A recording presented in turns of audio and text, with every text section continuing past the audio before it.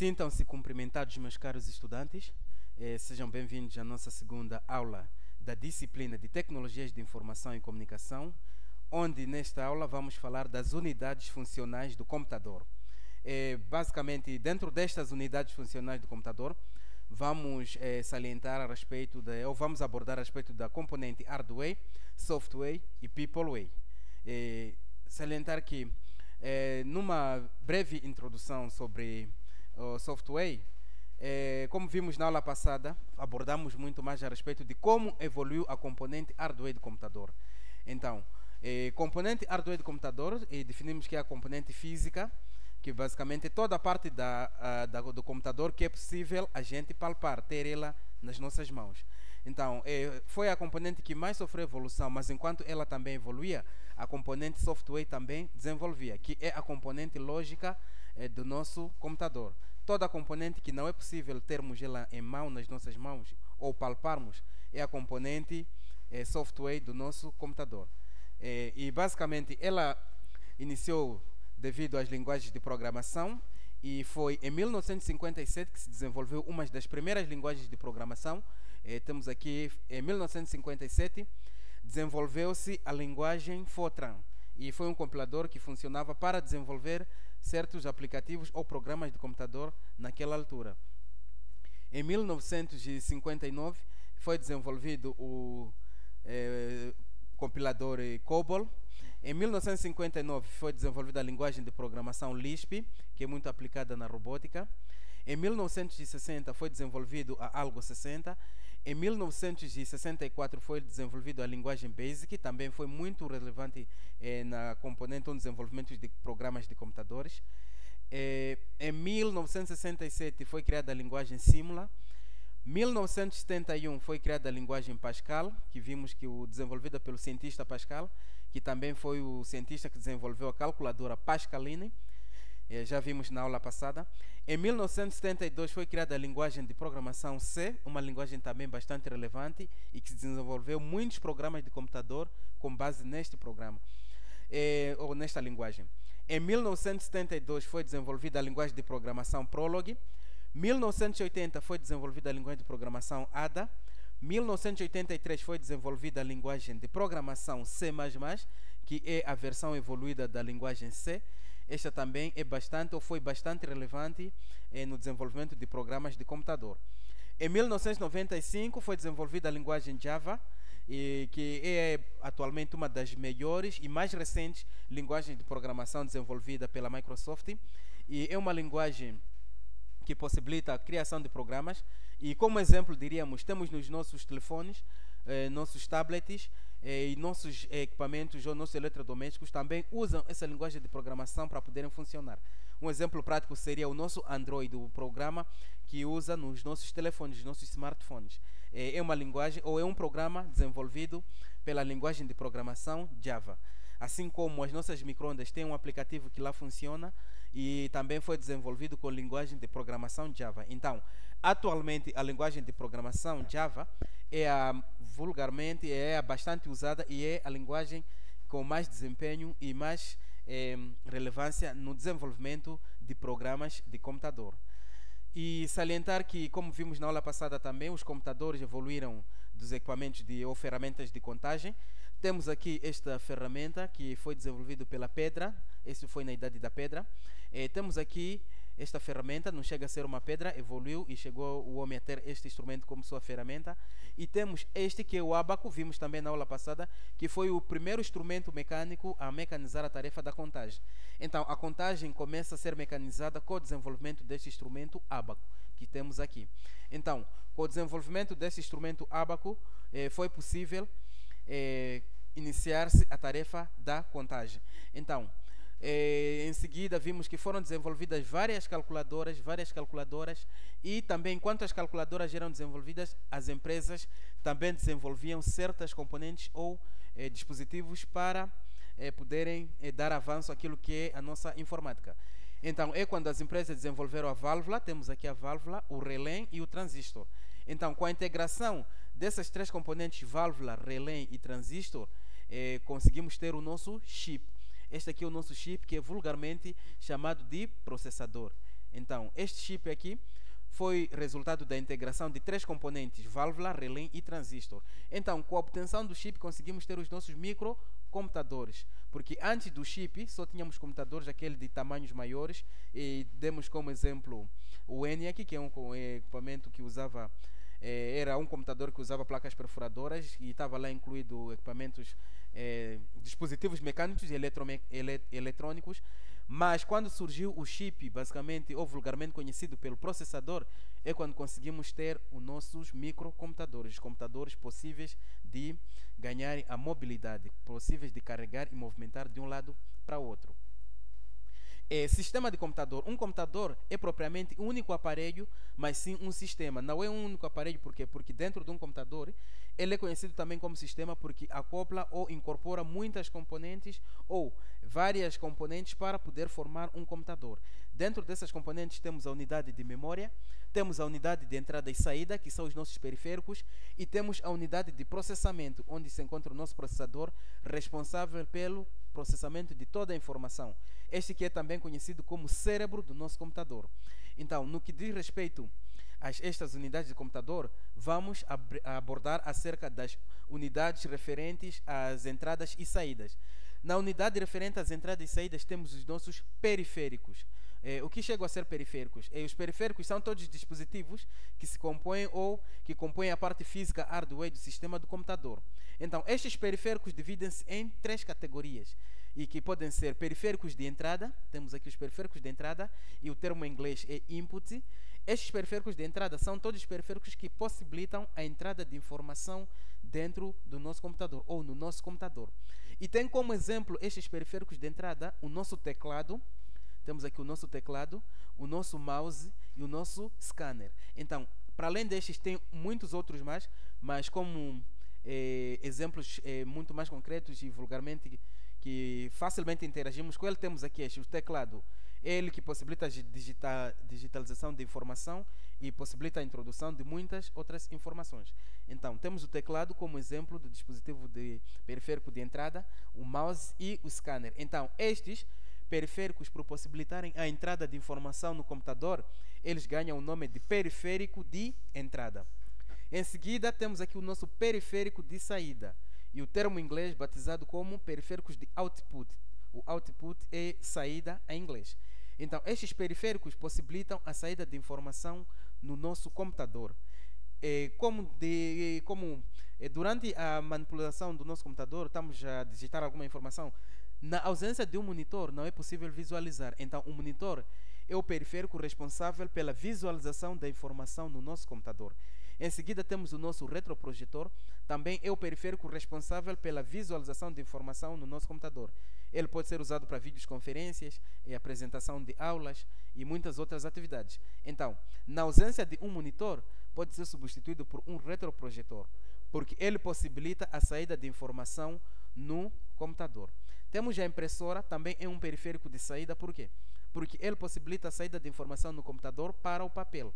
Quando queremos ter alguma informação que está no papel, queremos extrair que está no computador, queremos extrair para o nosso papel, então nós precisamos de uma impressora. E em seguida ela vai imprimir a informação, vai sair a informação do computador para o nosso papel. E por esta razão, faz parte da classe dos periféricos de saída. E temos em seguida os periféricos de saída e entrada em simultâneo. Esses são chamados de periféricos híbridos. Por que periféricos híbridos? Porque eles desempenham 2 funções em simultâneo. Isto é, possibilitam a entrada de informação no computador e possibilitam a saída de informação no computador. Então, como exemplo destes periféricos, temos aqui as câmeras de filmar. Elas possibilitam a captura de informação no mundo exterior ou no exterior para o interior, e conseguimos obter esta informação no nosso computador. Temos as máquinas de fotográficas. Elas também possibilitam a captura de informação no ambiente exterior e podem também fazer uma mini impressão, termos a nossa fotografia no formato físico. Então, salientar que estes têm a função, ou são denominados periféricos híbridos, por desempenharem esta dupla funcionalidade: a entrada e a saída de informação. Já falamos que a componente hardware define-se como sendo uma componente física de um computador. Toda a componente possível, tudo que é possível nós palparmos no nosso computador, ela chama-se componente hardware, ou faz parte da componente hardware do nosso computador. Como exemplo, temos nossos periféricos de saída, fazem parte da hardware, periféricos de entrada, placa-mãe, processador, memória RAM, havemos de abordar a seguir o que chega a ser a memória RAM, o disco duro, também havemos de abordar a seguir o que chega a ser o disco duro, e muitas outras componentes. Então, tudo que é possível a gente palpar, a gente agarrar e ter ela nas mãos, fazem parte da componente física do computador e pertencem à família de hardware. São os nossos hardware de computador. Então, dentro do hardware do computador temos estas componentes. Temos uma componente muito importante que se chama de gabinete ou torre. Por que ele tem este nome de gabinete? Porque o gabinete é onde se encontram as partes do computador que são responsáveis por processar e armazenar informação. Então, tudo que fica dentro do computador fica conservado dentro do gabinete. Mas salientar que dentro deste gabinete, temos esta imagem aqui que representa o gabinete ou torre. Dentro deste gabinete fica lá integrada uma placa chamada de placa-mãe. Temos aqui a nossa placa-mãe. E qual é a função básica desta placa-mãe? Ela é responsável pela alocação de quase toda a componente interna do gabinete. Tudo que fica dentro desta componente, dentro do gabinete, tem que estar conectada a esta placa-mãe. Se termos algum dispositivo que não está conectado à placa-mãe, então este dispositivo não está em funcionamento, porque para estar em funcionamento deve estar conectada à placa-mãe.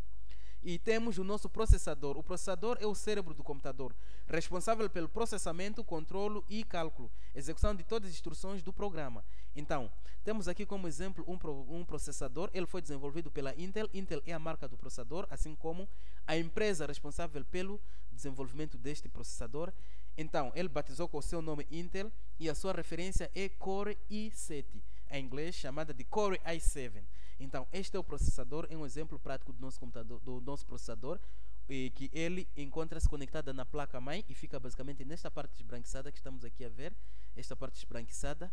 Então, nesta parte esbranquiçada fica conectada o nosso processador. Então, este processador ele é responsável pelo processamento de toda a informação no nosso computador. E em seguida vamos falar da nossa memória RAM. O que chega a ser memória RAM? O termo RAM é a abreviatura do Random Access Memory, memória de acesso aleatório. Então, esta memória de acesso aleatório é responsável pelo armazenamento dos programas em execução.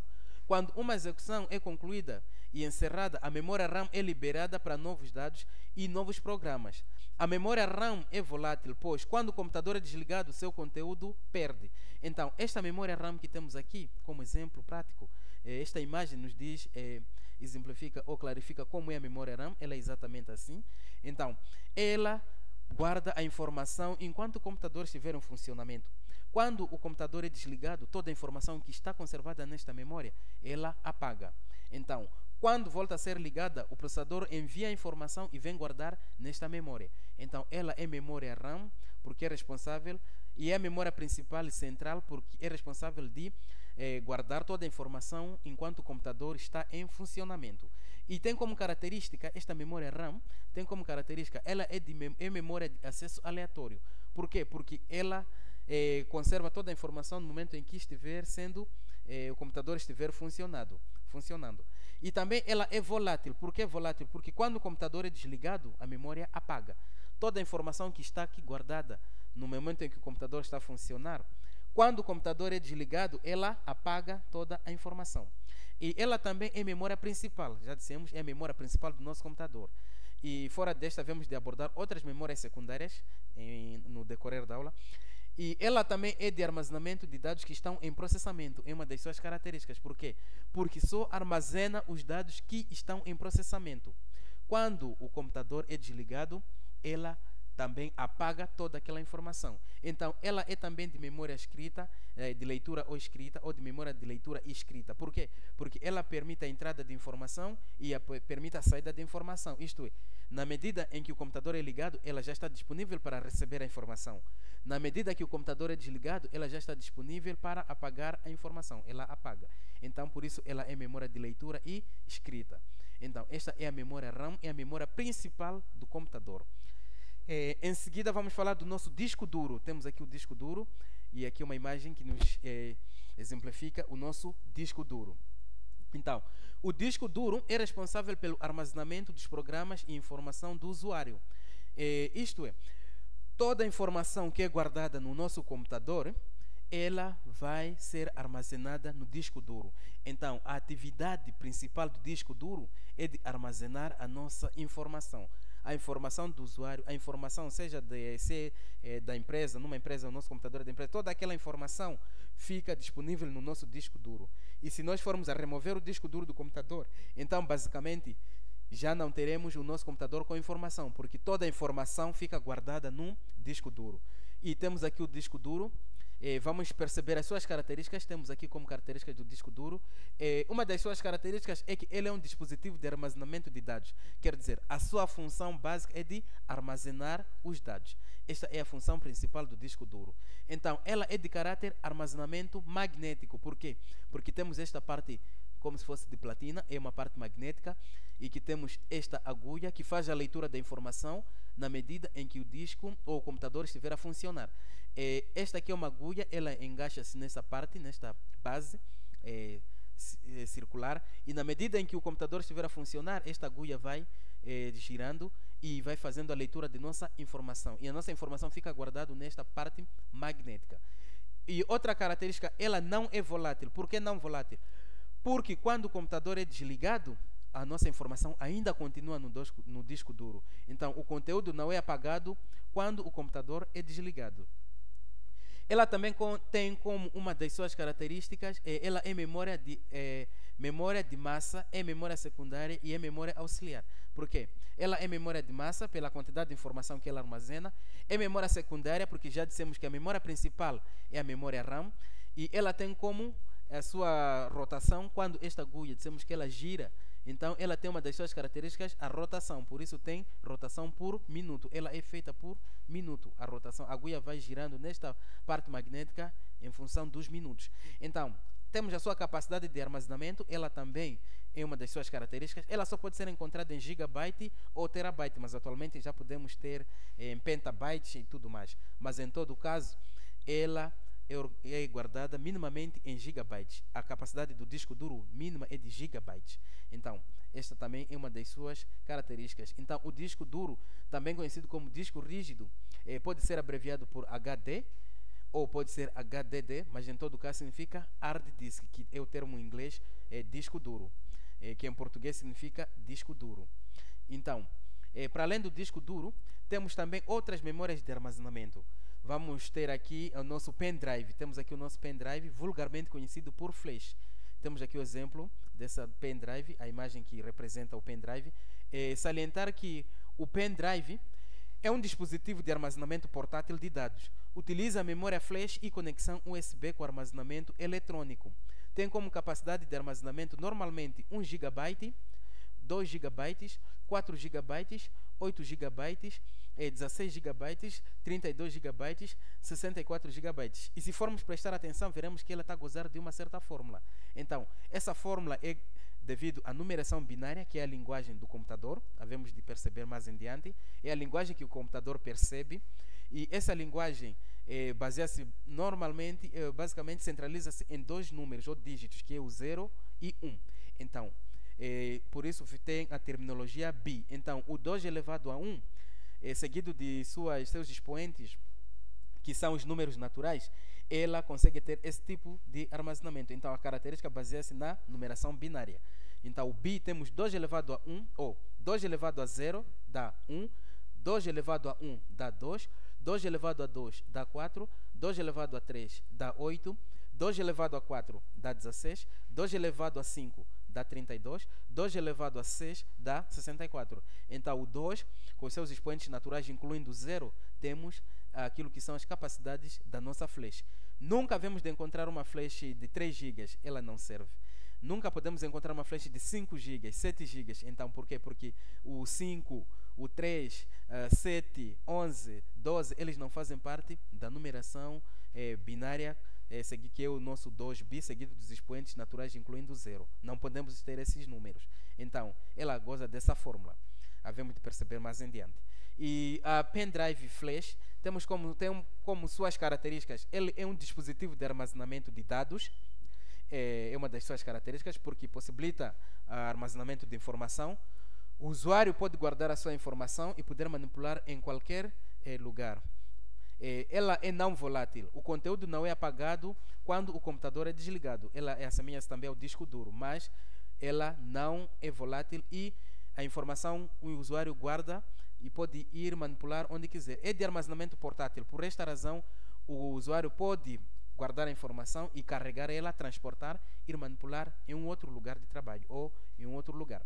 Então, razão pela qual ela ganha o nome de armazenamento portátil, porque é possível da gente carregar a informação e andar com ele de um lado para o outro. Usa a memória de conexão flash, razão pela qual ela é muito rápida em entrar informação e em tirar informação. Conexão USB, esta parte que temos aqui, é o USB que possibilita a comunicação entre o nosso pendrive, que é a nossa flash, com o nosso computador. Então, esta parte aqui, ela goza desta conexão USB. É uma conexão apropriada para a nossa flash comunicar-se com o nosso computador. E, em seguida, vamos poder também abordar acerca da memória ROM. Vamos falar da nossa memória ROM. O que é que chega a ser a nossa memória ROM? É memória que permite apenas leitura dos dados por parte do usuário. Quem escreve no computador por memória ROM é o fabricante. Isto é, esta memória é uma memória que possibilita a entrada de informação e a informação deve entrar de uma forma laboratorial, não é de qualquer maneira que é enviada a informação para esta memória. E uma vez gravada a informação, ela também tem suas políticas de remoção, não é fácil de remover. Ela entrou e ficou. Então, basicamente é o fabricante que ele fabrica esta memória e depois introduz lá essa determinada informação. E a informação que se encontra nesta memória, ela é específica. Deve ser uma informação de caráter BIOS, ou é um software de nome BIOS. Por que BIOS? Ele é um programa responsável pelo arranque do nosso computador. Havemos de perceber também mais em diante, no decorrer da nossa aula. Ele é responsável pelo arranque do nosso computador. Para o nosso computador ligar e funcionar exatamente, ele começa ou deve ter este sistema de nome BIOS. Então, como característica dessa nossa memória ROM, ela é memória somente de leitura, por isso tem Read Only Memory, que é o termo em inglês, memória somente de leitura. Ela é não volátil, porque quando o conteúdo não é apagado quando o computador é desligado. Por isso, ela não é volátil. O computador ligado, ela está lá. Desliga o computador, aquela informação ainda está lá, dentro da memória. Então, ela não é volátil, porque não depende do ligar e desligar do computador. Então, por essa razão, também tem como característica memória permanente, porque sempre está lá, dentro da memória. Aquele aplicativo ou programa que lá é incutido, sempre está lá aquela informação. Então, por isso chama-se memória permanente. E dissemos que uma das informações específicas que lá deve estar guardada é BIOS. Então, o BIOS é o programa responsável pelo arranque do nosso computador. Ela é memória somente de leitura. Por quê? Porque o usuário não pode gravar nesta memória. E quem grava basicamente é o fabricante. Então, o usuário não pode dizer que eu vou tirar, vou colocar, vou tirar, vou colocar. Não é recomendado. Então, quem deve fazer esse procedimento é basicamente o fabricante. E em seguida, temos aqui as nossas memórias também de armazenamento. O disco compacto, ele é resumido pelo termo CD. Então, que significa Compact Disc, ou disco compacto em português. Então, o CD, o Compact Disc, é um dispositivo de armazenamento óptico utilizando tecnologia laser para gravar e ler informação. Então, esse dispositivo, que temos aqui as imagens que representam o disco compacto, e basicamente são familiares porque já podemos interagir com estes discos. Atualmente não são muito usados, mas ainda continuam em uso, porque tem certas informações específicas que podem ser muito bem conservadas nestes discos. Então, o disco compacto é um dispositivo de armazenamento óptico que utiliza tecnologia laser, quer dizer, para poder ler a informação que está patente neste dispositivo, deve ser o laser. Então, ele divide-se em 3 categorias. Uma das suas categorias é o CD-ROM. Então, temos o disco compact ROM, que provém do Read Only Memory, é memória somente de leitura. Então, estes discos, o usuário não pode gravar informação. Ele tem lá uma determinada informação e o usuário apenas faz a leitura ou explora a informação e acabou, mas não pode gravar informação. E temos em seguida o CDR. Esse R é a abreviatura do Read, do Write. Quer dizer, este permite apenas uma única gravação. Então, o CDR permite uma única gravação. Quer dizer que é possível esse write, o usuário possibilitar a gravação de informação. E temos aqui como exemplo esta imagem que especifica ou representa exatamente esta nossa nossa natureza de disco. E temos em seguida o CD-RW, permite gravações e regravações. Temos aqui este disco, o CD-RW. O usuário pode gravar, tirar ou gravar, apagar, de acordo com seus objetivos. Em seguida temos o DVD, que significa Digital Versatile Disc. Estes também são outras naturezas de disco que também usam a tecnologia laser para poder gravar as informações ou para poder fazer leitura das nossas informações.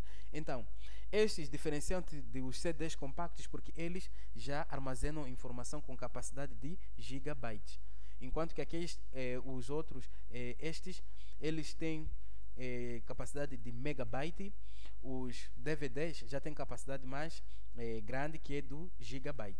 Então, o DVD, Digital Versatile Disc, é um dispositivo de armazenamento utilizando tecnologia laser e também possibilita a gravação. Esse RW significa Read and Write, permite gravar e tirar. Este DVD-R permite a leitura dos dados. Então, temos também, para além dos CDs, temos esses dispositivos que são basicamente também de armazenamento, mas temos aqui o disquete. Foi um dispositivo muito usado nos anos 90, ou nos primeiros computadores dos anos 90. Eles usavam o disquete. Tem a mesma característica com o disco duro, porque são magnéticos, de caráter magnético. Eles armazenavam informação, só que a sua limitação é que armazenavam informações muito limitadas. O usuário não poderia guardar grandes quantidades de informação, porque tinham memórias muito pequenas ou limitadas. Também temos o zip drive. Também estamos a ver aqui memória de 100 MB, 250 MB e um máximo de 750 MB. Então, os zip drives também usavam memórias muito pequenas e tinham muitas limitações de capacidade de armazenamento. Temos aqui as cassetes, que são basicamente protetores das fitas magnéticas e são também dispositivos de armazenamento que foram bastante usados. E também podemos lembrar muito bem dos nossos aparelhos que usavam estas cassetes para poder ler alguma informação e também nos possibilitavam gravar informação. Então, eles também fazem parte das nossas memórias de armazenamento. Em seguida temos aqui a nossa pirâmide. O que é que essa nossa pirâmide diz? Vai nos dizer um bocadinho a respeito das hierarquias em termos das unidades do computador. Dissemos que elas têm unidades de entrada e saída, unidade de memória e unidades de processamento. Mas nesta pirâmide vai nos exemplificar exatamente, vai nos esclarecer exatamente as unidades de armazenamento e unidades de processamento. Então, na unidade de armazenamento vamos partir da base ao topo. Temos a nossa memória secundária, e já abordamos, dissemos que a nossa memória secundária, demos como exemplo o nosso disco duro. Disco duro responsável pelo armazenamento de informação do usuário. Então, ela faz parte da nossa memória secundária, por isso encontra-se na base. Em seguida, temos a nossa memória principal, e falamos da nossa memória RAM, que ela é responsável pela memorização ou armazena as informações enquanto o computador estiver em funcionamento. Quando o computador é desligado, ele também apaga. Então, ela é a memória principal. Por isso, dizemos que ela é volátil e é memória de leitura e escrita. Então, seguido, mais em diante, quase ao pico da nossa pirâmide, mais em diante ou acima da nossa pirâmide, temos a nossa memória cache. O que chega a ser memória cache? A memória cache é uma memória muito pequena e flexível que se encontra acoplada ao nosso computador, que tem a função de auxiliar o computador no seu processamento. Enquanto o processador processa, o nosso chip, o processador, ele processa, ele também tem acoplada a uma pequena memória responsável por memorizar uma determinada informação de uma forma muito flexível e auxilia o processamento do respectivo chip, que é o nosso processador. E em seguida, aqui no topo, temos os registradores. Vai fazendo ou tem função de registrar as instruções no decorrer do funcionamento do nosso computador. Então, a memória cache e os registradores pertencem ao nível do processador, enquanto que a memória principal é a nossa memória RAM e a nossa memória secundária é o nosso disco duro.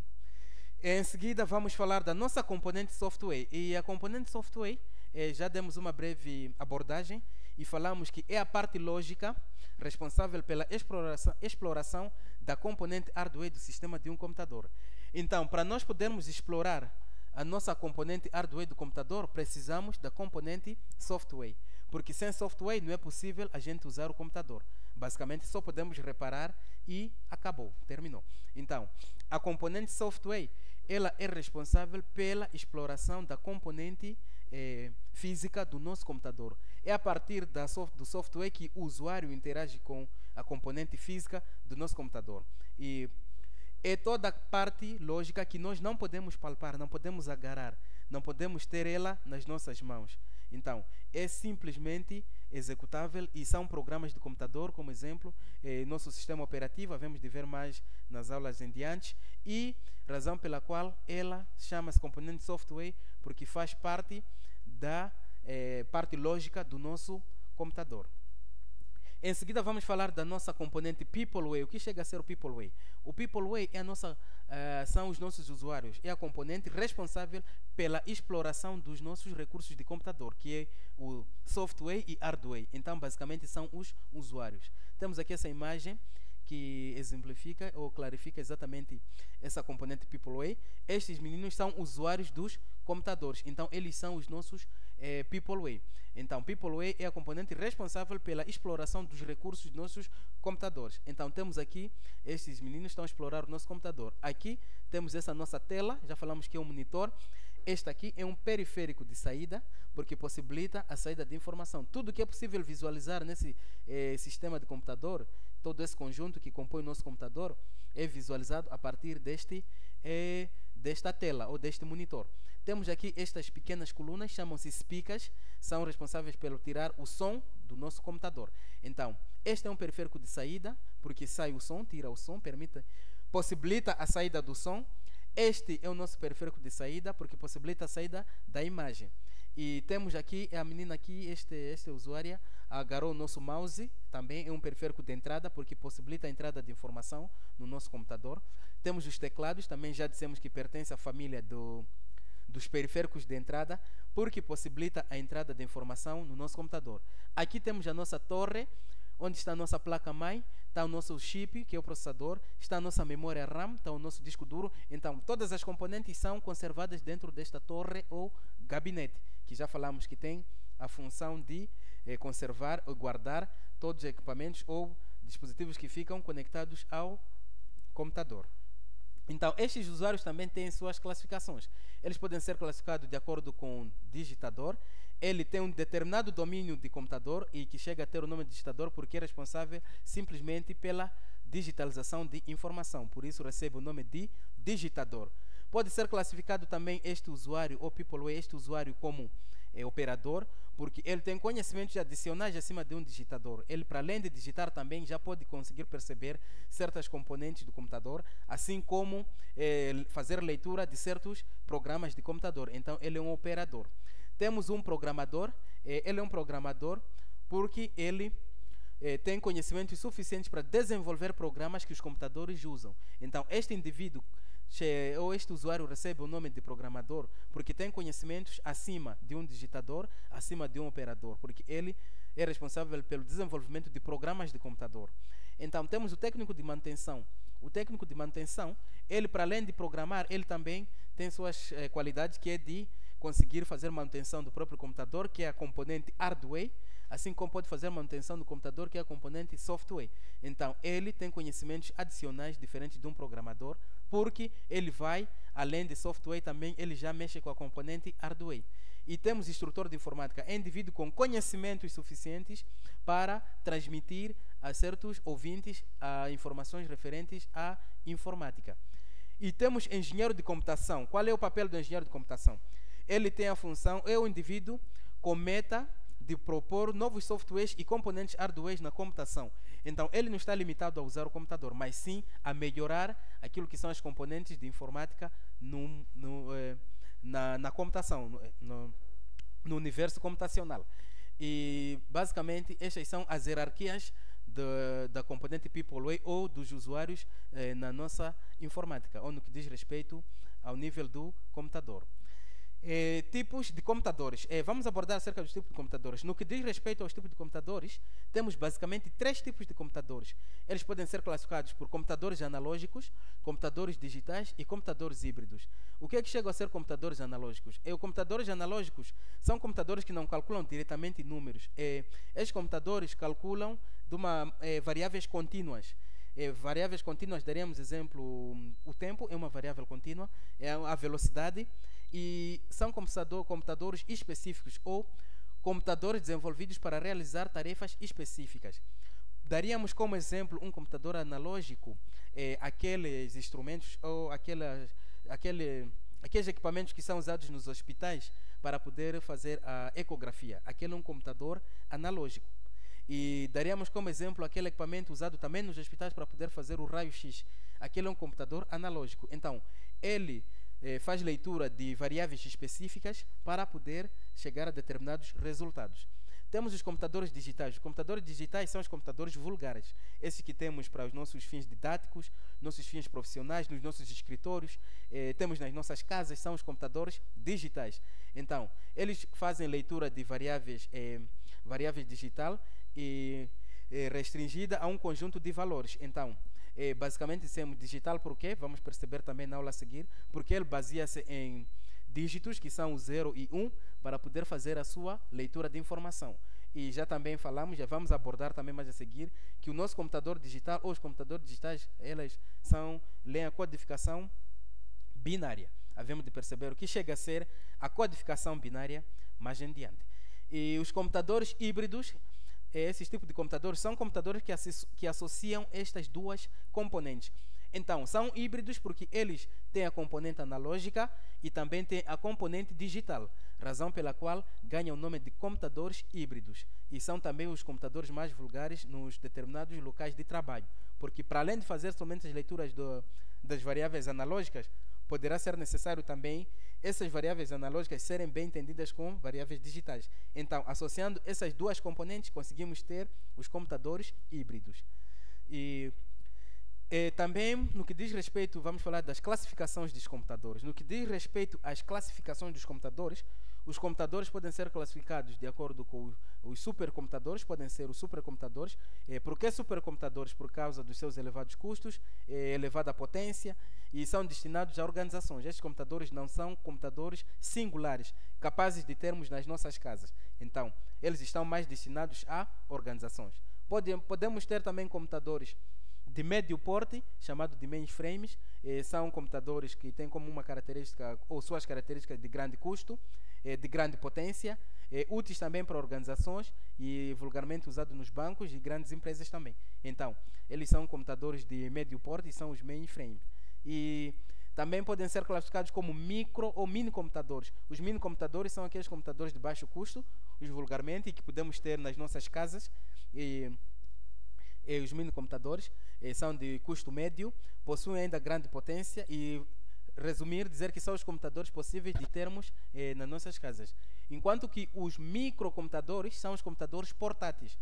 São computadores possíveis de nós transportarmos de um lado para o outro. Um exemplo prático são os nossos laptops. Aqueles computadores que a gente pode ter no escritório e colocamos na pasta, vamos usar no serviço, colocamos na pasta e vamos também usar em casa. Então são os microcomputadores. Enquanto que os mini-computadores são os desktops, aqueles que temos no escritório, na mesa, ele é fixado e não podemos estar a movimentar de um lado para o outro. Ele não é recomendado a essa atividade. Então, isto é o que diz respeito à classificação dos nossos computadores. E salientar que esta evolução dos computadores, assim como as suas classificações, associam várias qualidades, assim como também quantidades, e a tecnologia está em bastante desenvolvimento. Poderemos ter ainda outras informações referentes a esta aula, e razão pela qual as nossas aulas estão sempre sujeitas a dúvidas, sugestões ou contribuições. E com interações nas nossas videoconferências, podemos chegar a um consenso, a um meio termo, e juntos darmos andamento à nossa disciplina. Então, chegado por aqui, dou por encerrado a esta aula e meus muito obrigado, ou obrigado pela atenção que me foi dispensada.